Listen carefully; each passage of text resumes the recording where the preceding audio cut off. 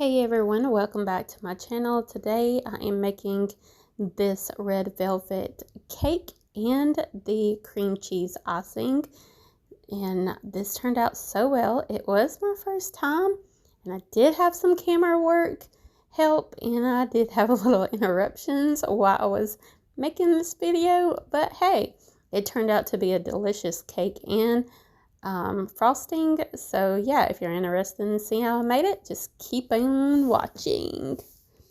First of all, I am basically zeroing out my jar, and I had to show you Titty because Sid would not leave me alone until I showed him.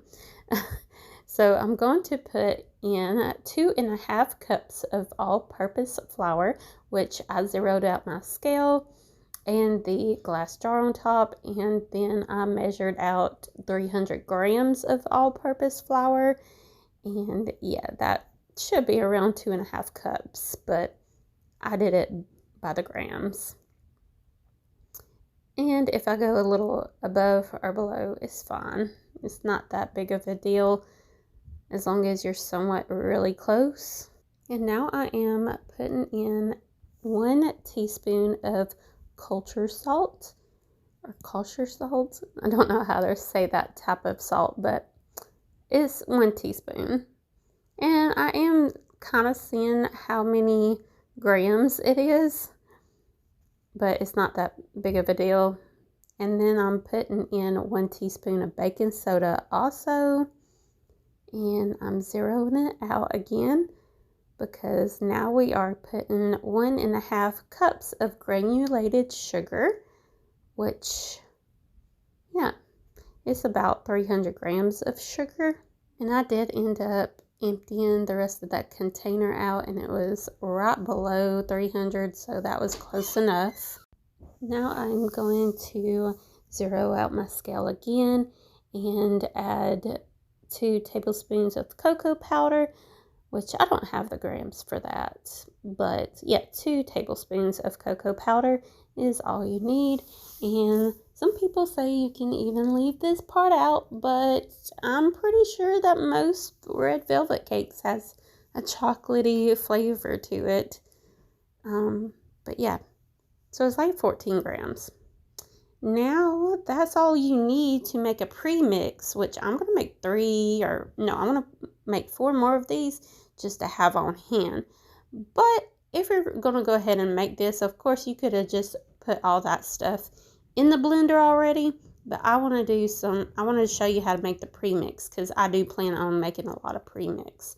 Now I'm going to throw in a 1/2 cup of unsalted butter that's room temperature. You want this to cream up real good. And that is around 113 grams. If you're going to go that way of measuring it, which is 1 stick. Then I'm going in with, what am I doing? I am going to put in, did I already put the eggs in? I think I did. I put 2 large eggs in. Yeah, I put 2 large eggs in, which only cracked 1 on camera because that one broke and I had to go fish for it. Now I'm putting in I was supposed to put in 2 teaspoons of vanilla extract, but I actually put 2 tablespoons, but it still turned out great. So if you go heavy-handed on vanilla extract, don't worry about it. And then I am putting in 1 cup of buttermilk, room temperature again. And the egg's supposed to be room temperature too. And then a tablespoon of white vinegar, and then a buttload, 2 tablespoons of liquid red food coloring. Don't know that if you're using what the measurements is, if you're using gel or anything like that, but that's a lot. That's a whole store-bought thing of food coloring that I just showed you.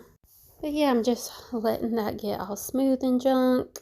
And I forgot to tell you, before you even start this, you need to pre-grease and flour your pan that you're going to be using. And you can separate your batter if you want to. Me, I like to go the easy homemade route and just use 1 big pan and let it just almost like a muffin top at the end of it. But I did find out, since this has like the vinegar kind of and baking soda thing, it foamed up really good and it made it a fluffier type of cake, which was awesome. I'm putting 350 for 35 minutes, I think, at first, but it did end up being like a total of 45 minutes altogether. But yeah, check it after no, it was like more like 50 minutes. Yeah, because I did 35 and then I checked it 10 minutes till, and then I put it in there 5 more minutes. So a total of 50 minutes for just, but it was because it was so thick. That's why it took so long. So if you separate it, if you do cupcakes with the same batch, just check it after 15 minutes. And if you separate it like 2 or 3 different pans to make it like a layer cake, then check it after like 30 minutes. And if it wiggles, that means you probably need 10 more minutes. If it is like just you put your toothpick in it and it comes out unclean, then it's probably 5 minutes. Just check along the way, but it could take up to 50 minutes like it did me. Now I'm making the cream cheese frosting, which I used 2 8-ounce blocks of cream cheese. They was room temperature, that is 454 grams, a cup and a half cup, 1.5 cups of unsalted butter, also room temperature, 340 grams, 1 teaspoon of vanilla extract, and a pinch of kosher salt, and a 1.5 pounds confectionate sugar sifted, which I just used powdered sugar that I made,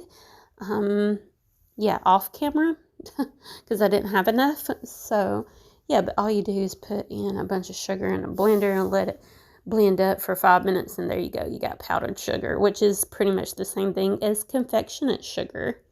So that's like 5.5 cups, 675 grams, and you just, main thing you want to do is make sure you do it low and slow to make the perfect cream cheese frosting.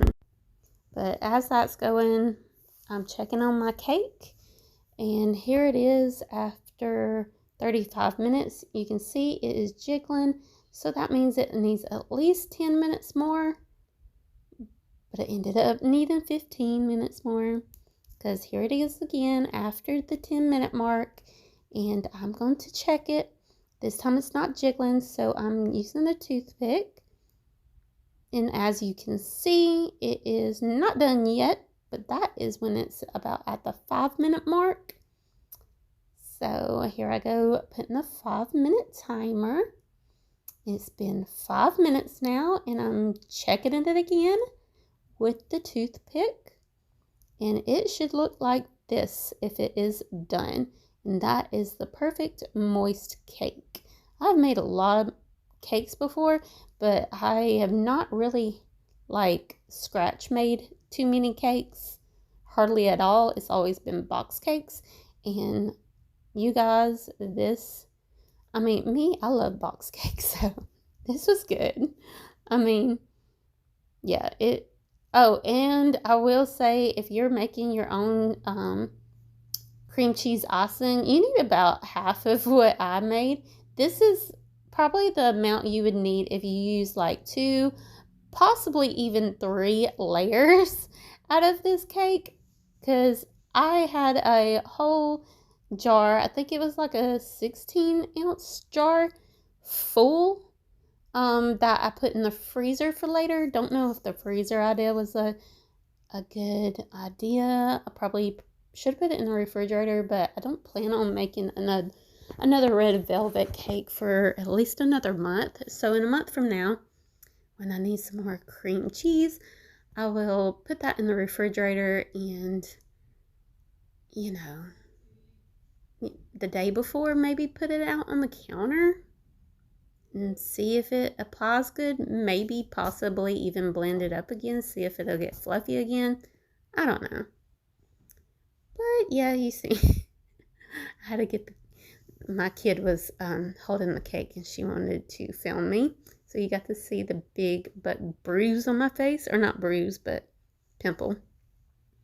Here it is. Oh, I am cutting it so you can see what it looks like on the inside. And you guys, this was good. Everybody loves it. Well, to be honest, Elena hasn't even tried it yet. She's not much of a sweet eater, but the rest of us love this. Like, it was pretty perfect. The only thing I would have changed is maybe not, I should have used better powdered sugar. I should have blended up my powdered sugar better.